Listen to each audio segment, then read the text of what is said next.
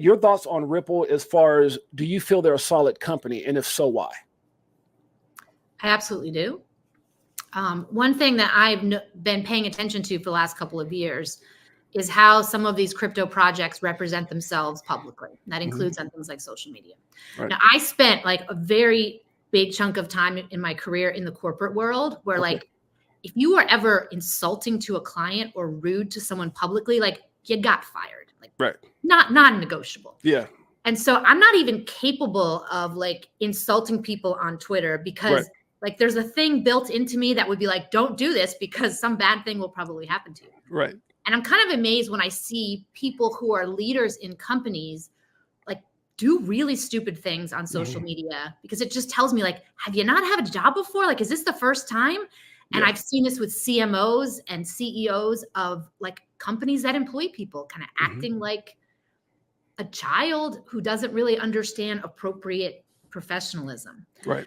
And Ripple is like the quintessential, incredibly polished, professional, appropriate company. And this is why they have been able to form relationships with central banks and banking institutions, you know, globally. They don't show up as like a crypto bro in a hoodie talking down to people with a bunch of jargon. Like they understand that the business world has a certain level of professionalism that is expected.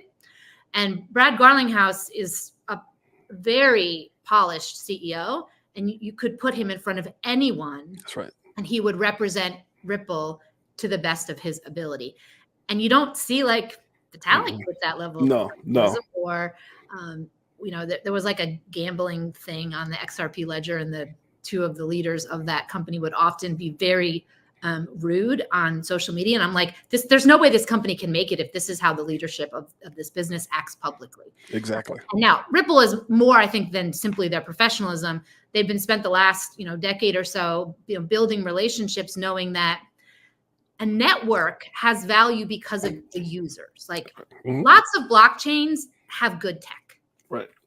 Great tech. And you could go out tomorrow and build, knowing what we know now, a really solid smart contract enabled, fast, low cost blockchain. But if nobody's using it, then no one cares. And so when people make these sort of comments about why don't they just fork the XRP ledger and like create a copy of it? Well, if no one uses it, then what's the point of that? And Ripple has spent a lot of time building relationships, building a very strong, trusted brand, so that the institutions that move a lot of money don't feel like they're putting it into some like disorganized, chaotic startup with a bunch of kids who have no understanding of what's really going on. Exactly.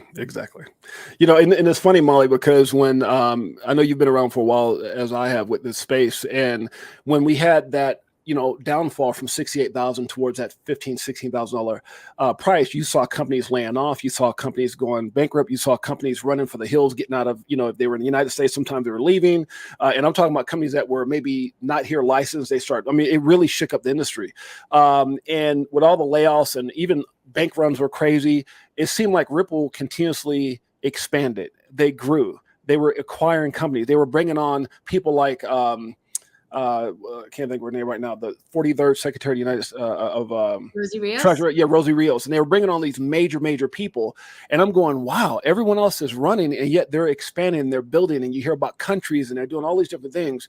My question to you is, why do you feel more people don't understand or don't get it? Is it just business intellect? Is it not understanding what the you know, the purpose of, you know, XRP truly is? Why do you feel people right now aren't getting the value of what Ripple's doing or XRP, and why do so many people seem to be against it, in your opinion?